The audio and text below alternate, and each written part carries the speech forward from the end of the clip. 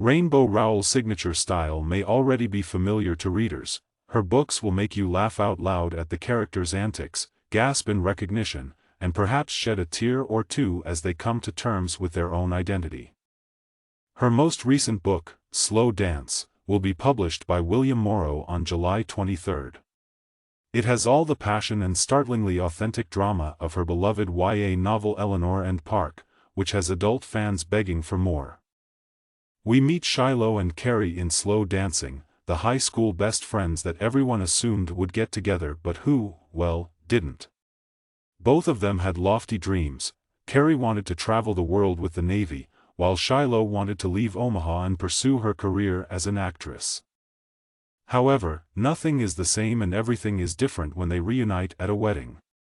Although Shiloh works in theater, she still resides in her mother's old townhouse and has 2 little children from a previous marriage. Carrie is concerned about his mother's deteriorating health at home, despite having traveled the world with the Navy. A second chance, will they or won't they? With a hint of what's to come, this romantic song is sure to become one of the summer's biggest songs. January of 2006. When Shiloh received the wedding invitation, she said, "Yes, of course I'd be there." Being one of her closest friends, Mikey's first wedding was something she had missed. At the time, she was unable to pay for the trip to Rhode Island. She was still unable to pay for a vacation to Rhode Island. However, this time, he was being married directly down the street in Omaha, so Shiloh would undoubtedly be present. All of them would. With bells on, she wrote in her RSVP card checkbox. She got a new dress on clearance the week before the wedding. Flowery print in deep burgundy with a low-cut neck. Though intended to be tea-length, it reached Shiloh's knees. She would simply wear a denim jacket over it because the sleeves were a touch too short. Would a jean jacket be appropriate for a wedding? A remarriage? That would be all right. She would affix a silk blossom upon her chest. Ryan's Friday fell on the wedding day. Shiloh didn't start getting ready until after he picked up the kids. She wished for Ryan to not see her wearing cosmetics or shoes. She wanted for him to not witness her attempts. Some people might have attempted to impress their ex-partners by showing them what they had lost or for other reasons. Shiloh would much like that Ryan never gave her a second consideration. Perceive him as being too good for her. Permit him to believe that Shiloh had perished. Shiloh, a 33-year-old divorced mother of 2 under 6-year-old children, may have truly gone to seed. Get the best of people, from celebrity news to gripping human interest stories, sent straight to your inbox by subscribing to their free daily newsletter. Ryan was running late, and the kids were getting impatient. When he did show up, he blustered into the living room as if she had invited him in, leaving them both glum and hungry. "They're starving," Shiloh remarked. Ryan then questioned, "Shi, why didn't you feed them?" "Because you were supposed to take them for dinner," Shiloh remarked. Subsequently, he stated, Ryan's subsequent remarks weren't particularly significant. For the next 15 years of co-parenting, he would only repeat the same things, and Shiloh would have to put up with it because she had committed a number of grave errors and computation errors. Shiloh had constructed her life so poorly that it was almost humorous, especially considering that she had previously taken great satisfaction in her decision-making skills. She had made up her mind about that when she was a teenager. Because she enjoyed making judgments, she had assumed that she was adept at them. They gave her a zing and felt nice. Shiloh enjoyed interfering and resolving conflicts when others were procrastinating or wavering between 2 possibilities. If Shiloh was in command, everything would spin more quickly and clearly.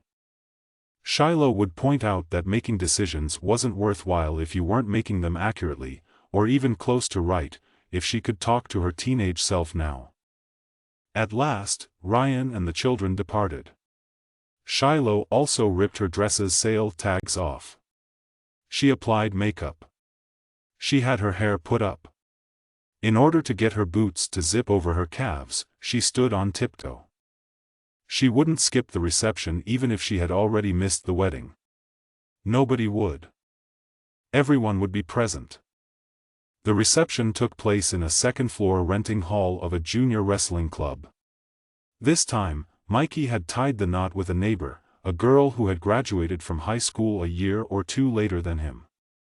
As soon as she entered the lobby, someone yelled, "Shiloh! We didn't think you were coming." Becky was there. Becky and Shiloh had collaborated on the high school newspaper. They had been best friends for a long time and occasionally continued to communicate despite having once stolen a traffic barricade. On Facebook, they were pals. Shiloh seldom ever used Facebook. Shiloh forced a smile and said, "I'm here." She could already see that this evening would involve a great deal of mustering. "This is our table," Becky remarked. "It's almost like a reunion in journalism." Becky led Shiloh into the reception area. She purposefully avoided looking around the room for anybody she knew, keeping her head up straight and her eyes fixed. Shiloh realized that anyone trying to get in her path would have to fight their way into her view. They arrived at their table. There was Tanya, who Shiloh had not seen in years, and Becky's husband. And yes, Tanya's husband and he had met. Hugs. Hello. Nia. As well as Ronnie. Ronnie was hated by Shiloh. She hated Ronnie, at least in the past. Did she still hate him? Still, she gave him a hug. Individuals, each and every one of them. From the same small portion of Shiloh's life, though at the time it didn't feel that small. Everyone who was acquainted with her and recalled her. She said that it was nice to see them, and she was right. It was nice to know who had been here in the past. Who wasn't, too. That he wasn't here made logical. After all, he was in Virginia, right? He was in Virginia, the last Shiloh had heard. Perhaps later on, someone would bring it up. He wasn't here, of course. He served in the Navy. He was most likely somewhere on the water. Most likely didn't spend much time at home. She had once heard that he didn't spend much time at home. Now that he was not present, she could enjoy the company of others. Savor them. Take pleasure in something. Shiloh cherished nuptials. Strange. Still. She enjoyed observing people's finest attire. She enjoyed starting things. She enjoyed the little bags of Jordan almonds, the flowers, and the treats. She looked around for Mikey. She would have to say sorry to him for skipping the event. Perhaps he was blind to it. There were undoubtedly a lot of other things on his mind. Someone close to Shiloh began tapping a fork against a wine glass. As more people heard the sound, they turned to watch the bride and groom kiss. Shiloh went to the head table by following the wave. Mikey was present. With his wide silly smile and curly blonde hair. There was a white suit on him. Of course, that was Janine in the bridal dress next to him. And the bridesmaids were satin in a light green color. The groomsmen, too. Carrie, too. Carrie. Hands clutched in her lap, Shiloh. Groomsman Carrie was.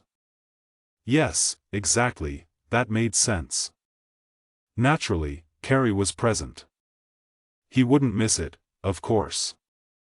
Reprinted from Rowell's Slow Dance, which was released by William Morrow. Rowell 2024. All rights reserved. With permission from HarperCollins Publishers, reprinted. Go to https://www.harpercollins.com/pages/RainbowRowell for additional details. Slow Dance may be pre-ordered now, wherever books are sold, and will be released by William Morrow on July 23.